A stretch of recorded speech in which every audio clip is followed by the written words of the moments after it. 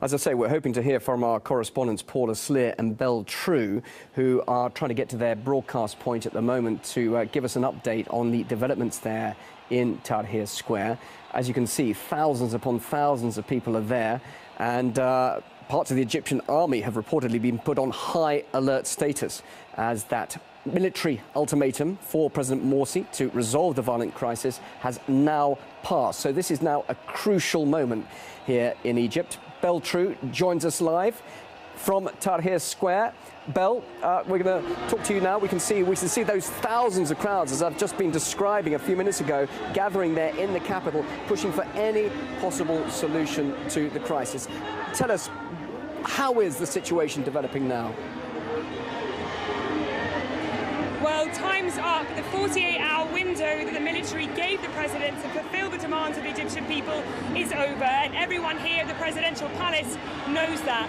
Thousands of people have gathered across the nation for the fourth day of protests against the president, Mohamed Morsi, calling for his ouster. Here at the presidential palace, scenes are jubilant and defiant, almost celebratory. They feel they have won, that they might see the president step down at any moment soon. People are banging drums, people are singing, people are dancing. I don't know if you can hear the whistling, but it's a very festive atmosphere here. In addition, I'm hearing slogans of the people and the army and the police are one hand.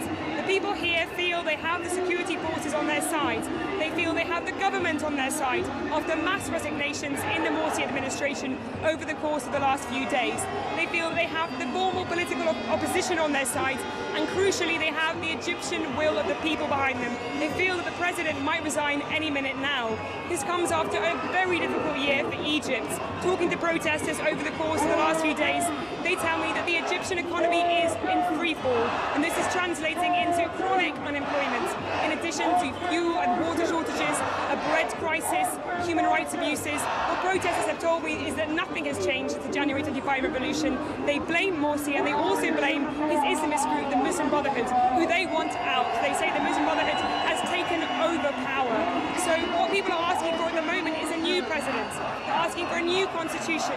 They say the constitution was drafted by an Islamist-dominated constituent assembly and pushed forward by the president. They don't want it, they want a new one.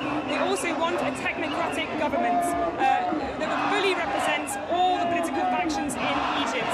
So right here in the presidential palace, people are gearing up for an army statement. There's very much an atmosphere of anticipation as people wait to see if their demands have been filled. The President Mohamed Morsi will step down. OK, thanks very much indeed, Belle. Well, Paula Sleer is also there live in Tahrir Square. But before I talk to her, Belle, I just want to quickly ask you, you're saying that there's a feeling of celebration and festivity there, and yet we've been seeing and reporting about violence and people dying. So is there any chance that what's happening behind you in Tahrir Square could turn ugly and violent, just briefly?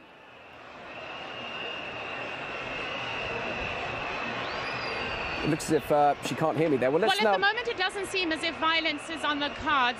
But what we do understand is that in the coming hour, the army is likely to issue a statement. It's taken over Egyptian state television, and what the army is going to say, if it's going to stay true to its roadmap, is that it is dissolving the parliament, it is instituting an interim council, people here talking about some kind of technocratic government, and at the same time it's going to call for fresh presidential and parliamentary elections within the year.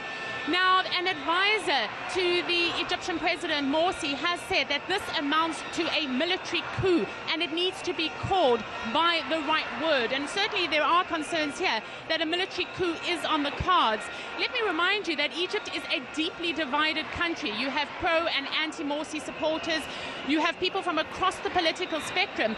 There is talk of a possible civil war if indeed the army steps forward and conducts this military coup. The army is also backed by the United States. In the last years, since Morsi took up the reins of presidency, America trained, funded and assisted to the tune of $1.3 billion the Egyptian army, which is why questions here are being asked if indeed the Americans are going to be propping up a puppet military army. There is also some concerns that if the military takes over, you have your more moderate Islamists who are going to become more radical, and that's the irony of the situation. People behind calling for the Muslim Brotherhood's president Mohamed Morsi to step down, but ultimately you could see a more Islamist Egypt emerge.